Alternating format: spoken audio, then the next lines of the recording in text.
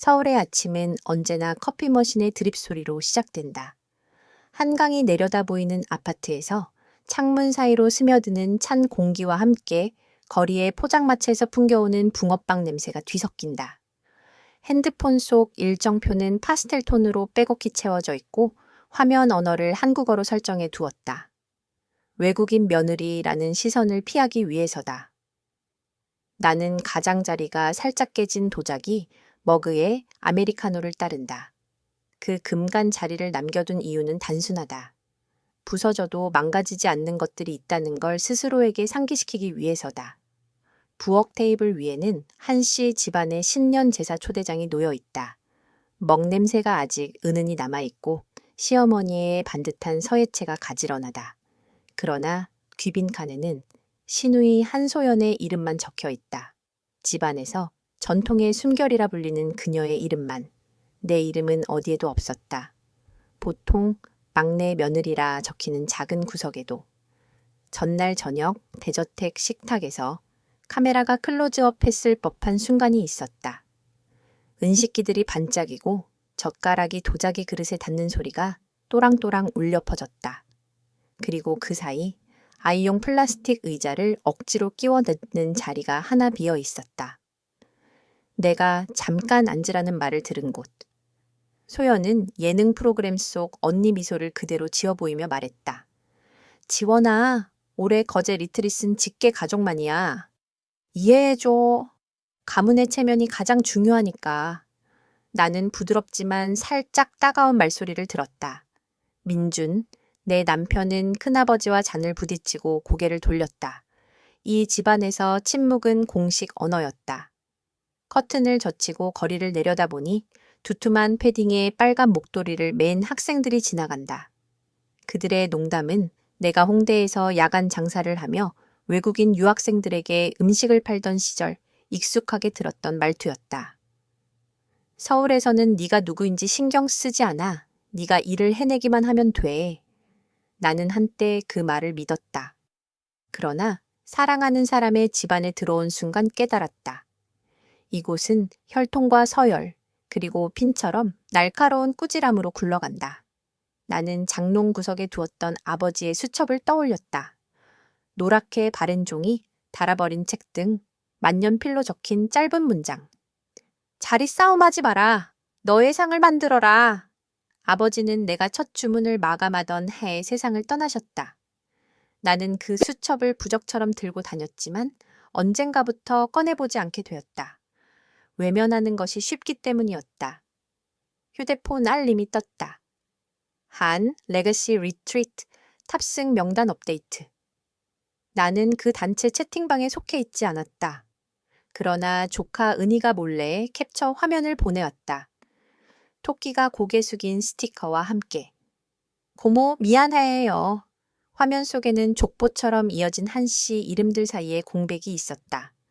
그리고 그 자리는 이 닷을 소연의 게스트대로 채워져 있었다. 나는 화면의 공백을 손가락으로 눌렀다. 금이 간 컵 가장자리를 만질 때처럼 차갑고 선명하게. 현관 초인종이 울렸다. 한국식 예의 바른 리듬. 짧게 3번, 길게 1번. 부산 마리나 관리자체 씨 아저씨였다. 겨울철 엔진 수리 때 내가 기사들에게 죽을 떠다 준 걸 기억하는 분. 두툼한 봉투를 내밀며 말했다. 지원 씨, 선사에서 보내온 정기 점검 확인서입니다. 공동 소유자의 서명이 필요합니다. 나는 사인펜을 눌러 이름을 적었다. 종이에 부드럽게 긁히는 소리는 얇은 칼날 같았다. 아저씨는 나를 잠시 바라보다가 조용히 말했다. 진짜 주인은 초대받는 사람이 아니라 초대하는 사람이지요. 애매한 말이었지만 내 머릿속에 한강의 바람처럼 탁 트인 공간이 열렸다. 그날 밤 나는 여느 때처럼 저택에서 저녁을 먹으러 갔다. 여전히 손님일 뿐임을 알면서도 시할머니는 미역국을 내 앞에 놓으며 마치 쓸만한 가전제품을 흘끗 보듯 나를 스쳐보았다. 소연은 꿀처럼 달콤한 목소리로 말했다. 레거시를 지키려면 누가 자리에 앉을 자격이 있는지 골라야 해요. 나는 얇은 미소를 지으며 동대문 원단 시장에서 자주 들었던 말을 빌려 대답했다. 네, 재질을 잘 골라야 옷이 제대로 서죠. 아무도 웃지 않았다. 나는 핸드폰을 꺼내 차터 회사의 메일을 열었다. 권한 업데이트 확인, 한지원, 탑승 정원 승인, Owner Authorization 옆에 초록색 점이 반짝였다. 나는 아무 말도 하지 않았다. 그저 식탁 위에 손을 얹었다. 차가운 나무 감촉이 손끝을 타고 전해졌다. 그리고 그날 아이용 플라스틱 의자를 떠올렸다. 수년간 나는 그 의자에 앉아 화목을 지켜왔다. 식사가 끝나고 민준이 나를 긴 복도로 끌고 나갔다. 벽에는 조상들의 흑백 사진이 줄지어 걸려 있었다. 소연 힘들게 하지 마. 올해는 직계만이야. 내 체면 좀 세워줘. 다음에 가면 되잖아. 그의 눈은 형광등을 피했다. 나는 우리의 결혼 사진을 바라봤다. 사진사는 내 눈썹 위 작은 흉터를 교묘히 잘라냈다. 폭풍우 속에서 원단을 배달하다 남은 흔적. 사람들은 보고 싶은 것만 본다. 당신은 누구의 체면을 지키고 싶은 거야? 나는 물었다. 그는 오래도록 대답하지 않았다. 이 집에서 침묵은 가장 그럴듯한 대답이었다. 늦은 밤, 나는 아버지의 수첩을 폈다. 어린 시절, 아버지는 말씀하셨다. 집 안에서는 진실을 말할 땐 크게 말해 대둬든다. 나는 그 목소리를 잊고 있었다. 그리고 아버지의 글 밑에 짧게 적었다. 내가 만든 배에 내가 정박한다. 전화기가 다시 빛났다. 은희였다. 고모, 내일 아침 부산 마리네에 가신다면 제가 함께 서 있을게요. 아무 설명도 필요 없었다. 무조건 나를 믿어주는 사람. 가슴 깊은 곳에서 한숨이 흘러나왔다. 가볍고도 깊게. 이른 새벽 부슬비가 내렸다. 경비들이 대저택 현관 앞 난간을 닫고 있었다. 한시 남자들의 구두 소리가 의식의 리듬처럼 일정하게 울렸다. 나는 캐리어를 끌었다. 바퀴가 차가운 돌바닥을 긁으며 딱딱 소리를 냈다. 내 심장이 결정을 박는 소리처럼. 아무도 나를 부르지 않았다. 아무도 배웅하지 않았다. 나는 곧장 채 올랐다. 백미러 속 대저택은 흑백 사진처럼 점점 발해갔다. 한국인들이 흔히 작별 인사로 말하는 말이 떠올랐다. 수고하세요. 나는 속삭였다. 아니, 이번에 수고할 사람들은 남을 위해 의자를 놓던 그들이지. 부산으로 향하는 길. 터널과 표지판이 영화의 빨리 감기처럼 뒤로 흘러갔다. 그러나 이번에는 시나리오가 달랐다. 항구에 도착하니 아이보리색 요트가 고요히 떠 있었다. 바람은 바닷소금 냄새와 광택제 냄새를 함께 실어왔다. 나는 나무 계단을 오르며 구두 굽 소리를 똑똑 들었다. 마리나 관리인이 돌아보았다. 처음부터 알아본 듯한 눈빛으로. 그는 허리를 숙이며 바람이 흩어갈 만큼 크게 말했다. 환영합니다, 한지원 소유주님. 출항은 주인님의 승인을 기다리고 있습니다. 나는 미소 지었다. 도전의 미소가 아니라 내 목소리를 다시 기억한 사람의 미소였다. 그 순간 나는 알았다. 운명은 문을 두드렸고 손잡이는 내 손에 있었다. 차가 멈춘 곳은 부산 항구로 가기 전 한씨 일가가 모여있는 호텔 로비 앞이었다. 멀리서부터 신우이 한소연의 하이힐 소리가 들려왔다. 의식을 여는 북소리처럼 규칙적이고 또렷했다. 그녀의 손에는 두툼한 서류철이 들려 있었고 한 장 한 장 반짝이는 초대객 명단은 왕실 증명서처럼 번들거렸다. 나는 흰 대리석 바닥 위를 지나며 끌고 가는 캐리어의 덜컥거림으로 어색하게 공간을 채웠다. 어머, 지원 왔네. 소연이 고개를 들었다. 목소리는 조청처럼 달콤했지만 눈가에는 승리감이 번뜩였다. 그녀는 명단을 흔들며 말했다. 미안, 올해는 내 이름이 없어. 내가 연락을 깜빡했나 봐. 그리고 고개를 갸웃거리며 목소리를 낮췄다. 박사람이 한가의 전통 요트의 자리가 필요하겠니? 순간 공기가 멎었다. 몇몇 친척이 헛기침을 하고는 휴대폰을 들여다보는 척했다. 내 심장이 꽹과리 사물놀이, 장구처럼 크게 날것의 박동을 울렸다. 나는 남편 민준을 바라봤다. 그는 리셉션 테이블 옆에 서서 아버지에게서 물려받은 시계를 만지작거리고 있었다. 그는 고개를 숙일 뿐 단 한마디도 하지 않았다. 나는 그가 내 곁으로 와서 어깨에 손을 얹고 말해 주기를 바랐다. 이 사람은 내 아내다. 그녀의 이름은 반드시 있어야 한다. 하지만 아니었다. 그 역시 침묵을 선택했다. 이 집안이 늘 그래왔듯이. 소연은 연극을 이어갔다. 그녀는 파스텔 톤의 단정한 원피스를 입은 젊은 여자를 불러냈다. 이 사람은 내 절친 이다슬이야. 올해는 함께 가기로 했어. 전통을 이해하고 체면을 지킬 줄 아는 친구지. 그 말은 칼끝처럼 내 살결을 스쳤다. 박사람, 그러나 전통을 아는 사람이라 불렸다. 반면 그 요트를 사들인 나는 버려진 여분의 물건 취급을 받았다. 그 순간 나는 예전 어느 비 오는 저녁을 떠올렸다. 연세대 근처의 작은 국수집에서 아르바이트 하던 시절이었다. 나는 뜨거운 국수를 소영과 그녀의 부유한 친구들 테이블에 날랐다. 그녀는 나를 쳐다보지도 않은 제 친구에게 속삭였다. 저런 애들은 대충 살다 끝나 큰 식탁에 앉을 일은 없을 거야. 나는 오래전 그 말을 잊었다고 생각했다. 그러나 오늘 그대로 되살아났다. 그 경멸의 억양까지. 민준이 다가와 낮게 말했다. 지원아, 너무 예민하게 굴지 마. 올해는 가족끼리만 간단히 하려는 거야. 다음엔 말끝이 흐려졌다. 곧 그것은 곧장 인정이었다. 나라는 존재가 그들의 간단히에 포함되지 않는다는 순간 하나의 장면이 액자처럼 눈앞에 그려졌다. 거대한 샹들리의 불빛 아래 넓은 로비의 중앙에 내가 서 있었다. 주위는 은은한 빛에 한복과 고급 양복들, 모두가 나를 보고 있으면서도 보지 않는 척했다. 나는 족보 그림 속 그림자 같았다. 아무도 인정하지 않는 존재. 소연은 고개를 기울이며 칼로 그은 듯한 미소를 지었다. 지원아, 그냥 먼저 서울로 돌아가. 할 일 많잖아. 그 말의 진짜 의미는 명확했다. 너는 여기 있을 자격이 없어.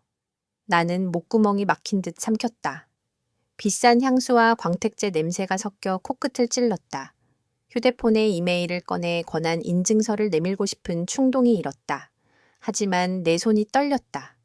입을 열면 목소리가 눈물로 갈라질까 두려웠다. 그러면 그들이 원하던 모습, 버림받은 연약한 여자가 되어버릴 테니까. 나는 캐리어를 잡아당겨 로비를 벗어났다. 바닷바람이 차갑게 얼굴을 스쳤고 눈이 시렸다.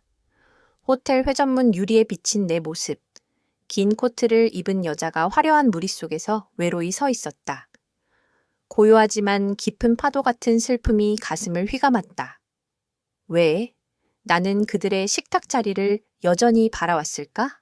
내가 바로 그 식탁을 만든 사람인데.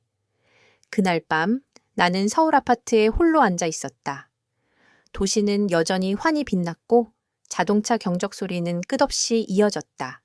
식탁 위에 놓인 결혼사진을 열어보았다. 벚꽃비 아래에서 웃고 있는 우리.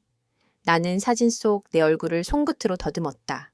왜 나는 한시 집안에 들어오면 자리를 얻을 거라 믿었을까? 전화가 울렸다.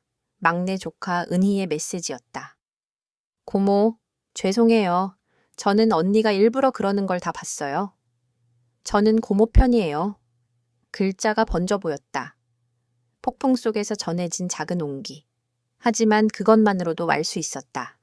이 집안 모두가 등을 돌린 건 아니라는 것을. 나는 휴대폰을 내려놓고 아버지의 오래된 수첩을 펼쳤다. 누렇게 바랜 종이 위에 살아 움직이는 듯한 글씨. 남의 의자가 필요 없다. 너는 내 식탁을 세워라. 나는 속삭였다. 아버지, 제가 잊고 있었어요. 눈물이 흘러내려 종이를 적셨다. 지워지지 않을 먹물처럼.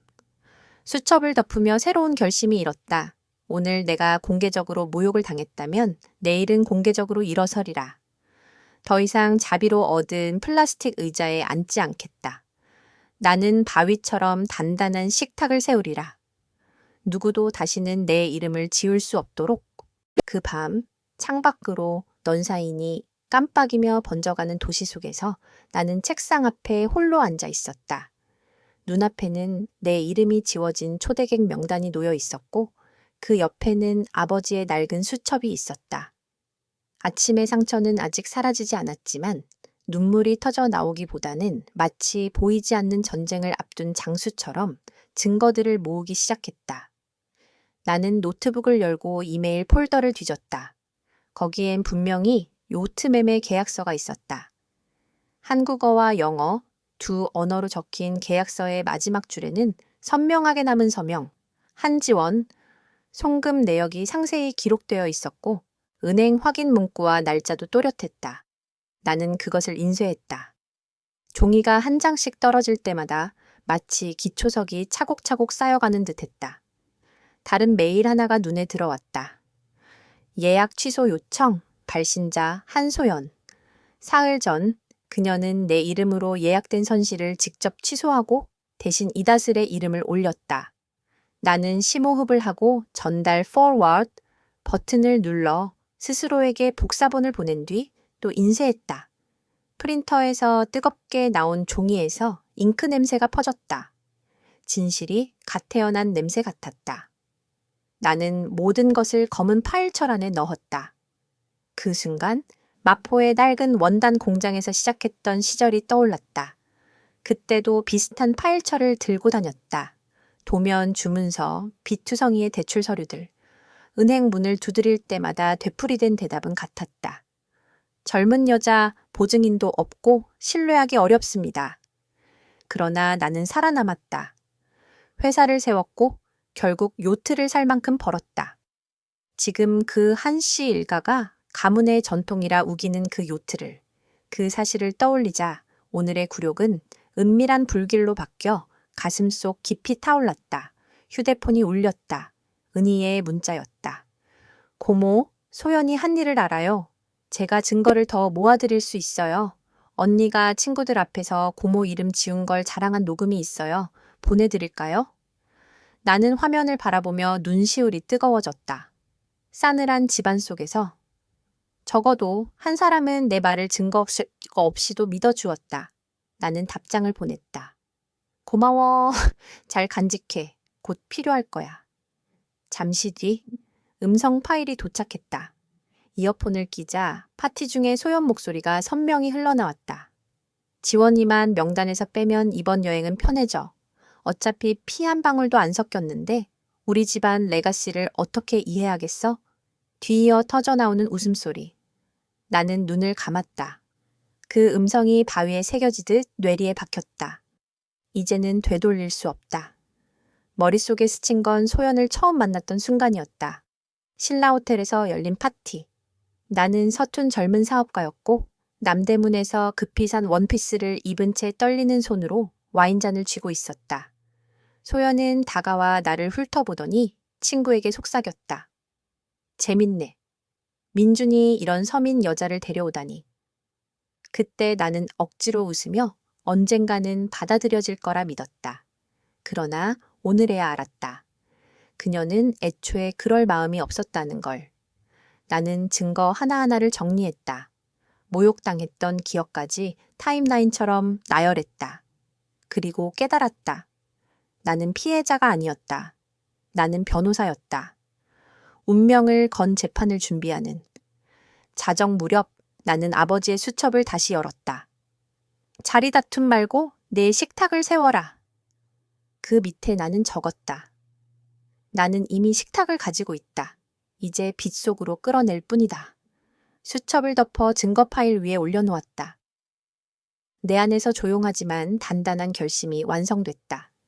다음 날 아침 나는 변호사 김을 만났다.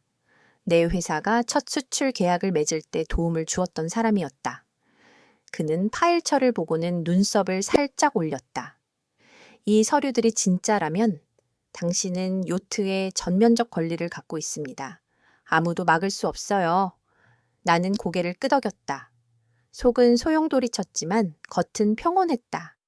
서울로 돌아오는 길 빗방울이 흩날렸다. 광화문 사거리에서 검은 우산들이 인파 속에 빽빽이 겹쳐 있었다. 나는 문득 깨달았다. 작고 평범한 우산이라도 올바른 순간에 펴면 누군가의 하늘을 지켜낼 수 있다는 것을. 집에 도착하니 민준이 거실에 앉아 휴대폰만 보고 있었다.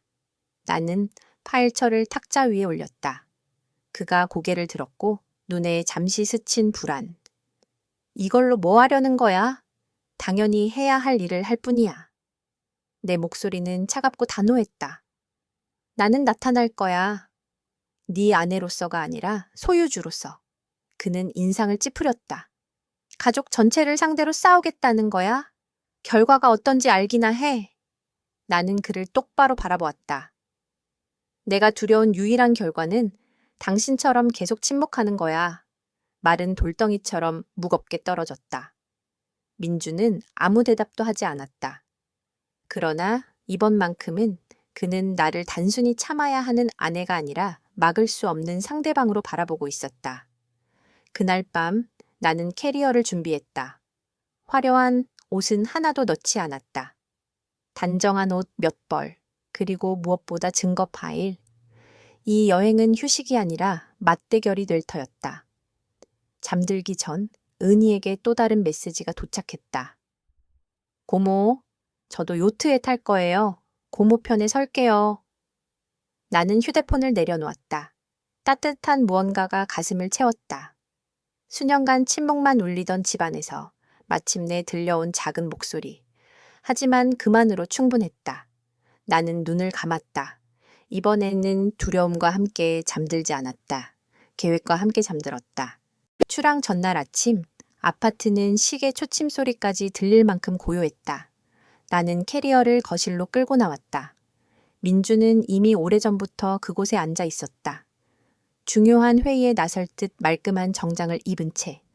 그는 나를 보지 않았고 시선은 휴대폰 화면에 박혀 있었지만 내가 먼저 말을 꺼내길 기다린다는 걸 알 수 있었다. 같이 갈 필요 없어. 나는 담담하게 말했다. 그가 고개를 들었다. 빗방울 전에 호수처럼 흐린 눈빛. 지원아, 다시 생각해 줄 수 없어? 나 이미 어머니께 말씀드렸어. 그분들은 체면을 지키고 싶어 해. 네가 그 서류를 들고 나타나면 온 가족이 널 배신자로 볼 거야. 나는 씁쓸하게 웃음을 흘렸다. 스스로도 쓴맛이 느껴지는 웃음이었다. 그분들은 오래전부터 날 이방인 취급했어. 배신자? 신뢰받았던 적이 있어야 배신도 하지. 그는 휴대폰을 꼭 쥐었다. 넌 몰라. 우리 삶은 그 네트워크에 기대고 있어. 고객, 인맥, 내 커리어. 전부 그들에게 달려 있어. 나는 그를 똑바로 바라보았다. 눈빛이 단단했다. 그래서 당신의 커리어가 나보다 더 소중한 거야? 그는 침묵했다. 그리고 언제나 그랬듯 그의 침묵이 곧 대답이었다. 항구에 도착하자 바닷바람이 짭조름한 소금을 얼굴에 뿌렸다. 요트 갑판 위의 깃발들은 거세게 펄럭였다. 고급스러운 캐리어들이 줄지어 이어지고 접대 직원들이 고개 숙여 한가에 칸지아 사람들을 공손히 맞이했다. 내가 캐리어를 끌고 지나가자 몇몇 시선이 스쳐갔다. 저 여자가 왜 여기 있어? 이름이 이미 지워졌다던데? 소연이 걸어 나왔다. 크림색 드레스를 입고 새빨간 립스틱을 바른 채 차가운 눈빛으로 나를 응시했다. 지원아, 정말 이렇게까지 모두를 곤란하게 만들고 싶어? 여기를 전쟁터로 만들지 마. 나는 캐리어 손잡이를 꼭 쥔 채 단호히 말했다. 난 단지 내가 산 재산 위에 서 있을 뿐이야. 소연은 비웃듯 입꼬리를 올렸다. 조금 돈 있다고? 한가 100년 역사의 자리에 끼어들 수 있다고 생각해? 내 위치를 아직도 몰라? 그 목소리는 적당히 크게 울려 퍼졌고 몇몇 친척들은 고개를 끄덕였으며 몇몇은 내 눈길을 피했다. 그 순간 공기는 마치 팽팽하게 당겨진 현악기 줄처럼 긴장됐다. 나는 그 자리에 서서 바람에 휘날리는 머리카락과 함께 한가의 경멸 어린 시선을 정면으로 마주했다. 그날 저녁 요트가 출항하기 전 나는 항구 근처 호텔로 돌아왔다. 다음 날을 기다리며 서류를 정리하는데 낯선 이메일이 도착했다. 경고, 귀하의 공동 소유권이 재검토되고 있습니다. 첨부 파일을 열자 새로운 계약 초안이 눈에 들어왔다. 그 안에서 내 이름은 후원자로 격화되어 있었고 모든 결정권은 한소연에게 넘어가 있었다. 손이 떨리고 이마에 땀이 맺혔다. 그들은 단순히 가족 의식에서 날 배제하려는 게 아니었다. 법적으로도 내 존재를 지우려는 것이다. 나는 급히 김 변호사에게 전화를 걸었다. 그는 차분히 말했다. 놀라지 마세요. 아직 효력 없는 초안일 뿐입니다. 하지만 분명히 그들이 당신을 몰아내려는 움직임이에요. 반드시 직접 나타나셔야 합니다. 그렇지 않으면 그들은 아무도 모르게 서명해 버릴 겁니다. 전화를 끊고 나자 머리가 빙빙 돌았다. 그때 문을 두드리는 3번의 가벼운 소리가 들렸다. 은희였다. 그녀는 한 권의 노트를 꼭 끌어안고 숨을 헐떡이며 말했다. 며느님, 이걸 가져왔어요. 내부 메모예요. 소연 언니가 변호사한테 새 계약을 작성하라 했어요. 우연히 듣게 됐어요. 나는 노트를 받아들며 가슴이 요동쳤다. 그 안에는 소연의 또렷한 필체가 있었다. 지원은 절대 나타나지 못하게 할 것. 필요하다면 후원자 조항을 사용. 권한을 조금씩 잘라내되 흔적은 남기지 말 것. 나는 노트를 세게 움켜쥐며 분노와 동시에 은희에 대한 고마움이 치밀었다. 그녀는 고개를 숙이며 조심스레 속삭였다. 알아요. 제가 집안 전체를 거스르는 거예요. 그래도 이렇게 불공평한 걸 보고만 있을 수는 없었어요. 나는 그녀의 어깨에 손을 얹었다. 가슴 속에서 오랜만에 어떤 믿음이 피어올랐다. 몇 년 만에 처음으로 나는 완전히 혼자가 아님을 느꼈다. 그날 밤 호텔방 침대 위에는 모든 서류가 펼쳐졌다. 원래의 계약서, 이름이 지워진 이메일, 녹음 파일, 그리고 방금 받은 내부 노트까지. 그것들은 마치 바둑판 위의 돌 같았다. 내가 하나하나 놓을 때마다 상대의 길을 차단했다. 하지만 증거를 모을수록 점점 분명해졌다. 이 가족은 내가 쉽게 요트에 오르는 걸 결코 허락하지 않을 거라는 사실이. 나는 내일의 장면을 상상했다. 소연은 언니라는 미소를 띠고 온 가족은 단정히 앉아 있을 것이다. 그리고 유일하게 스스로를 증명해야 하는 이름은 바로 나일 것이다. 가슴은 두근거렸다. 두려움과 기대가 뒤섞여 터질 듯했다. 한쪽은 도망치고 싶었지만 다른 쪽은 진실을 마주하는 그들의 얼굴을 보고 싶어 안달이 났다. 나는 한숨을 내쉬며 불을 껐다. 하지만 창밖 항구의 불빛이 커튼 사이로 흘러들어와 서류 위에 반짝였다. 그 불빛은 나를 잠들게 두지 않았다. 그들은 속삭였다. 내일 더 이상 되돌아갈 수 없다. 그날 아침 부산 항구는 햇살로 눈부셨다. 하늘은 염색되지 않은 천처럼 푸르고 텅 빈 듯 맑았다. 아이보리빛 요트가 햇빛을 받아 반짝이며 마치 바다 위에 떠있는 성처럼 웅장했다. 나는 캐리어를 끌며 걸어갔다. 심장은 메마른 북소리처럼 둔탁하게 뛰었다. 은희는 곁에서 노트를 꼭 쥔 채 불안하지만 단호한 눈빛으로 나와 함께 걸었다. 탑승 게이트 앞에는 한가, 한지아, 일가가 모여 있었다.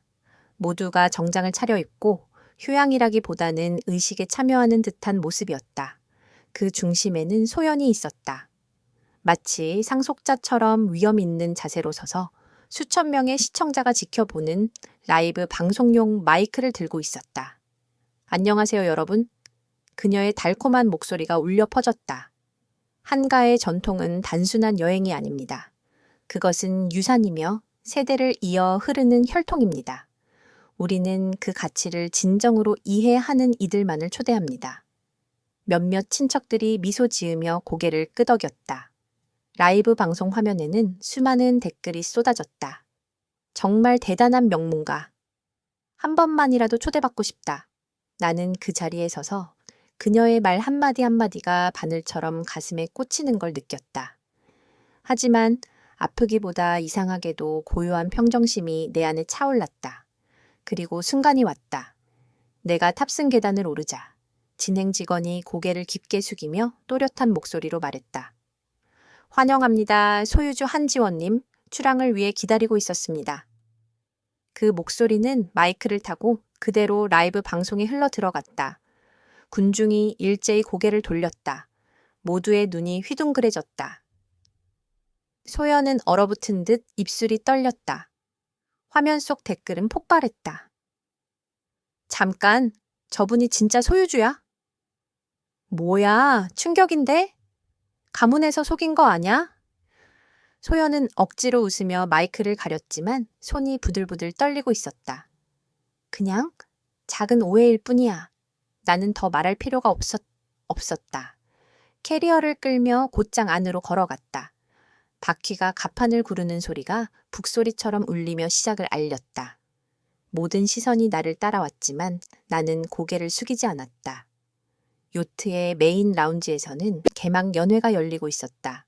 흰 천이 덮인 긴 테이블 위로 와인잔이 반짝였다. 한가 사람들은 위계에 맞춰 자리를 잡고 앉아 있었고 그들의 눈빛은 나를 침입자 취급했다. 소연은 일어나 떨리는 목소리로 그러나 여전히 권위를 내세우며 말했다. 이제 한가의 유산을 기리는 건배로 연회를 시작하겠습니다.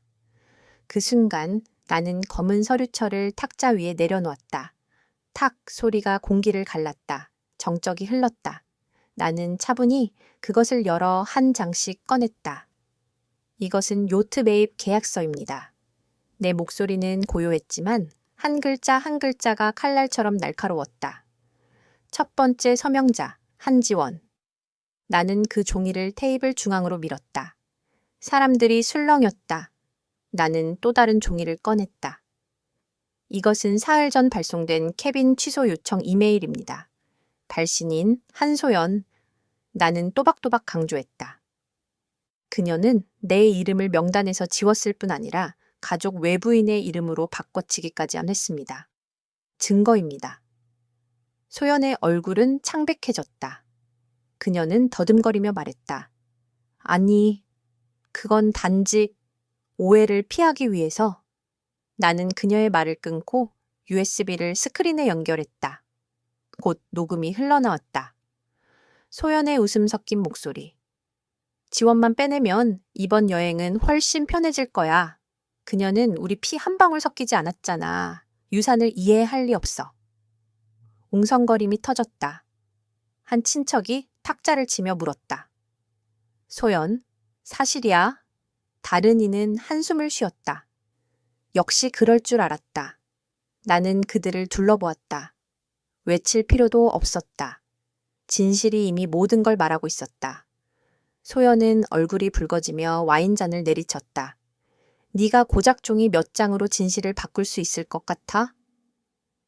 유산은 피로 이어지는 거지 계약서 서명이 아니야. 나는 그녀를 똑바로 바라보며 대답했다. 그렇다면 왜 그 진실을 숨기려 했어? 피가 충분하다면 왜 내 이름을 지우고 왜 이런 각본을 짰지? 그제야 민준이 떨리는 목소리로 나섰다. 소연, 왜 그런 거야? 지원을 왜 폐지해야 했어? 그 돈을 낸 건 그녀잖아. 소연은 그를 향해 눈을 부릅뜨며 외쳤다. 그 여자는 우리와 결코 하나가 될 수 없어. 그녀를 끼워 넣으면 한가의 유산이 더럽혀져. 몇몇 친척들이 중얼거렸다. 너무 심하다. 우린 이미 선을 넘었어. 나는 화로 맞받지 않았다. 조용히 은희가 가져다 준 소연의 작은 노트를 꺼내 테이블 위에 놓았다. 그 안에 필체가 선명했다. 권한은 서서히 잘라낼 것, 흔적은 남기지 말 것. 숨 막히는 침묵이 흘렀다. 상석에 앉아있던 시어머니는 한숨을 내쉬며 피곤한 눈으로 물었다. 소연아, 이게 사실이니? 소연은 대답하지 못했다. 그 침묵이야말로 가장 무거운 증거였다. 나는 자리에서 일어나 크지 않은 목소리로 선언했다. 그러나 그 울림은 방 안가득 울려 퍼졌다. 나는 자리를 구걸하러 온 게 아닙니다.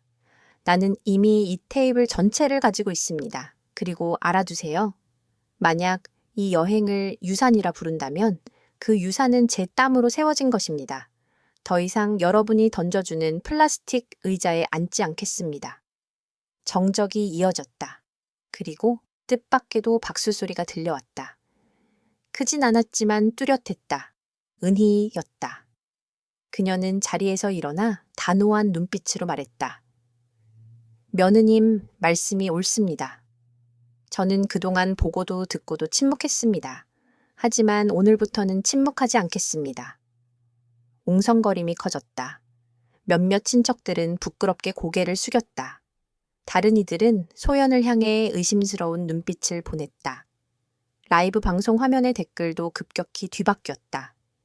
진짜 소유주는 저분이었네? 한지원 멋있다. 다들 앞에서 당당하게 서다니. 소연 정체 드러났다. 소연은 당황해 황급히 방송을 껐지만 이미 늦었다. 영상과 음성은 이미 퍼져나갔다. 나는 더 이상 볼 필요가 없었다. 돌아서서 가판 뒤편으로 걸어 나갔다. 거센 바닷바람이 소금기와 함께 자유의 냄새를 실어왔다. 난간에 손을 얹고 깊게 숨을 들이마셨다. 가슴 속 무게는 사라져 있었다. 나는 단지 내 자리를 두고 되찾은 게 아니었다. 오랫동안 날 가둬왔던 침묵의 벽을 산산이 부셔버린 것이다. 연회장은 내 선언 이후 얼어붙은 듯한 공기로 가득했다. 웃음소리도 잔을 부딪히는 소리도 사라지고 유리창 너머 들려오는 파도 소리만이 장례북처럼 선박을 두드렸다. 소연은 창백한 얼굴로 와인잔을 움켜쥔 채 손마디가 새하얗게 질려 있었다. 할머니는 은빛 스푼으로 조용히 탁자를 두드리며 낮고 쉰 목소리로 말했다. 소연아, 내가 너에게 정직에 대해 뭐라고 가르쳤지? 유산은 거짓 위에 세울 수 없다. 소연은 떨며 시선을 이리저리 굴렸다.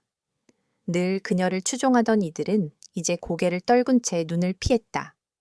결국 한 삼촌이 입을 열었다. 우린 아이에게 너무 많은 권력을 줬어. 이게 그 결과야.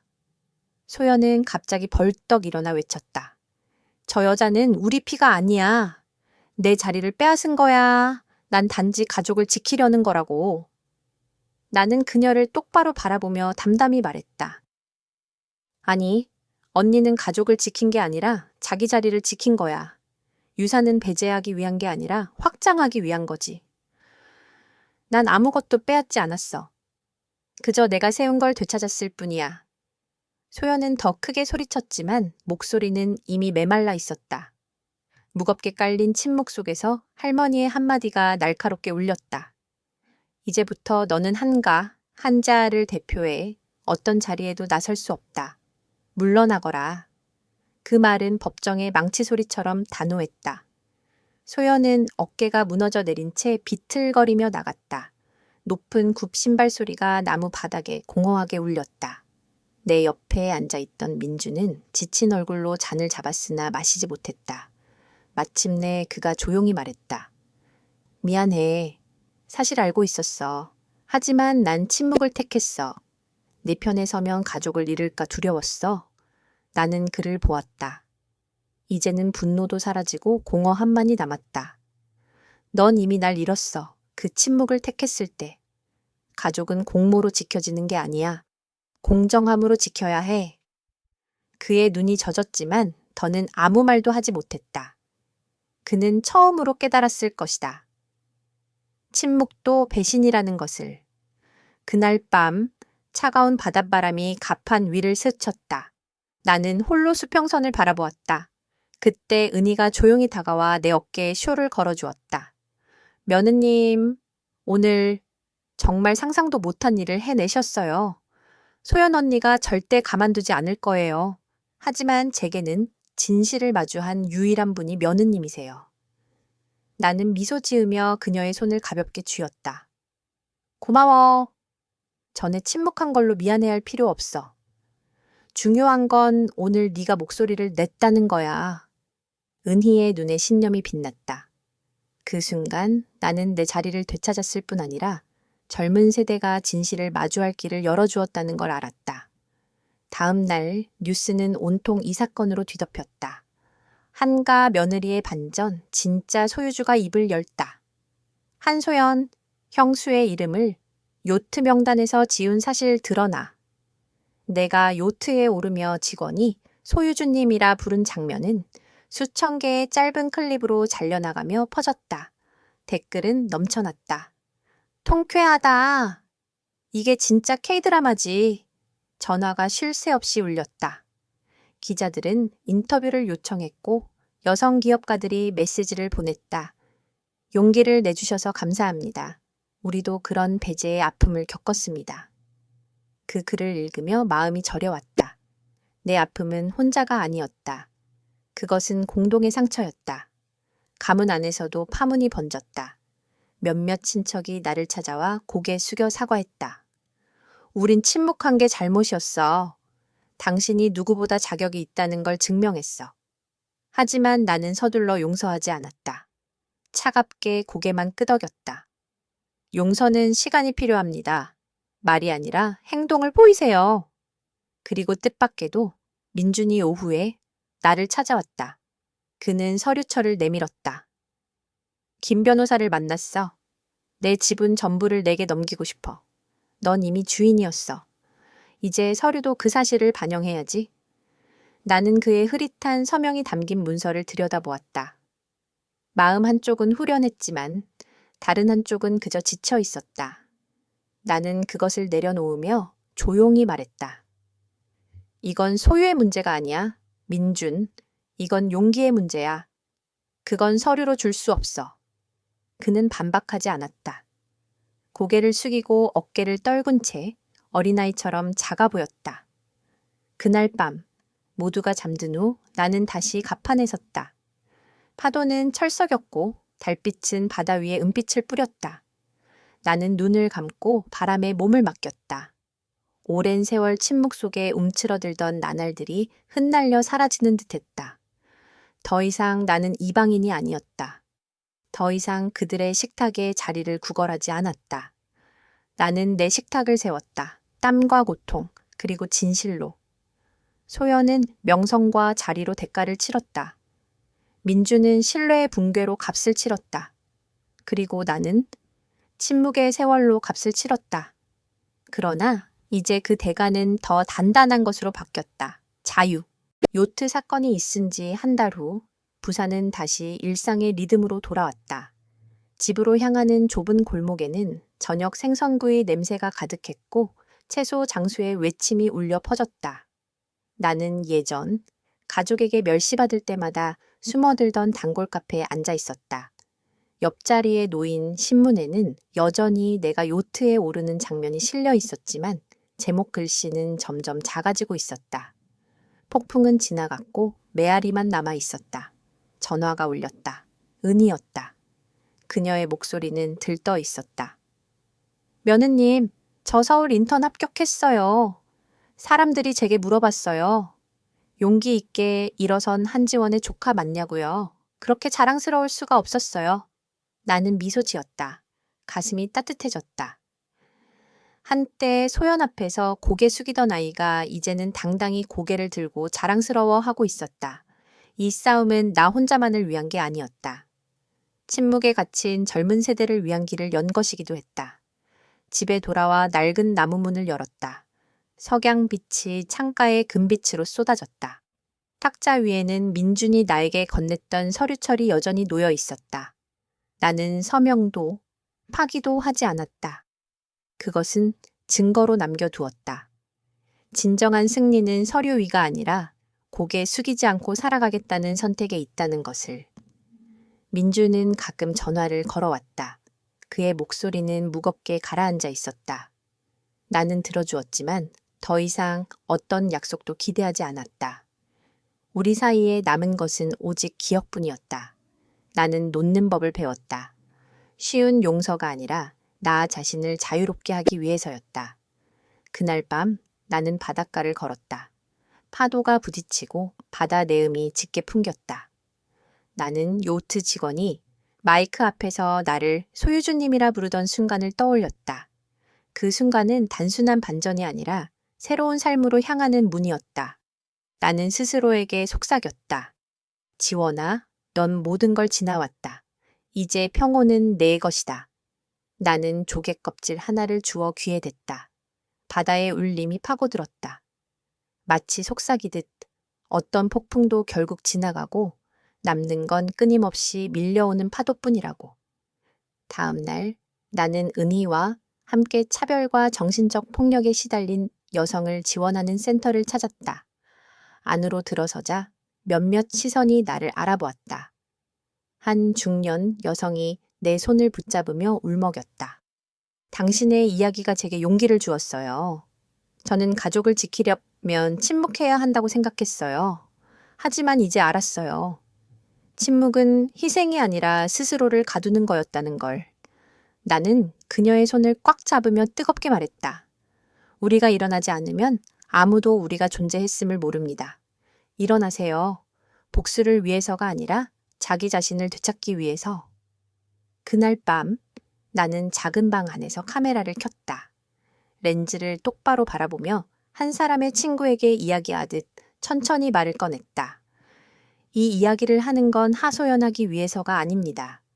배제된 누군가에게 말하고 싶었습니다. 당신은 혼자가 아니라고. 그들이 명단에서 당신을 지울 수 있고 자리를 빼앗을 수는 있어도 당신의 목소리는 빼앗을 수 없습니다. 당신이 그것을 낸다면. 나는 잠시 숨을 고르고 덧붙였다. 약자의 자리에 서는 걸 두려워하지 마세요. 그 자리에서 진짜 힘이 시작됩니다. 그리고 때로는 승리가 다른 이에게 값을 치르게 하는 게 아니라 내 안의 평화를 되찾는 데 있다는 걸.